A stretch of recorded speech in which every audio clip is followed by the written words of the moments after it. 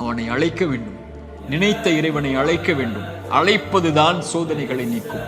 கரம் ஏந்தி உங்களுடைய சோதனைகளை முறையிட்டு நீங்கள் அல்லாஹ்வை அழைக்காமல் சோதனை நீங்கும் என்று நினைப்பது பகலில் கனவு காண்பது தான்.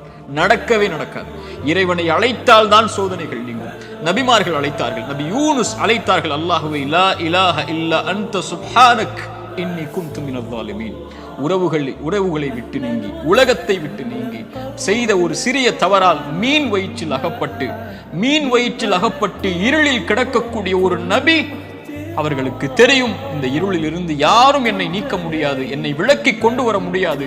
மீன் வயிற்றுடைய இருள் சூழ்ந்திருக்கிறது. உங்களுடைய வாழ்க்கையும் இருளால் சூழப்பட்டிருந்தால் அல்லாஹ்வுடைய தூதர் சொன்னார்கள், யூனுஸ் அழைத்த அந்த பிரார்த்தனையை நீங்களும் அழையுங்கள், அல்லாஹ் உங்களையும் அந்த பிரச்சனையில் இருந்து நீக்குவான். லா இலாஹ இல்லா அன்த சுப்ஹானக், வணக்கத்துக்குரிய இறைவனை, உன்னை தவிர வணங்க தகுதியானவன் யாரும் இல்லை, நீ பரிசுத்தமானவன். இன்னி குன்து மினல் ஸாலிமீன், அநீதம் செய்பவன் யா அல்லாஹ், அநீதத்திற்கு உள்ளானவன் யா அல்லாஹ், எனக்கு இந்த சோதனைகளை நீக்கு யா அல்லாஹ் என்று அவன் கேட்பான். அல்லாஹ் அந்த சோதனையை நீக்கும்.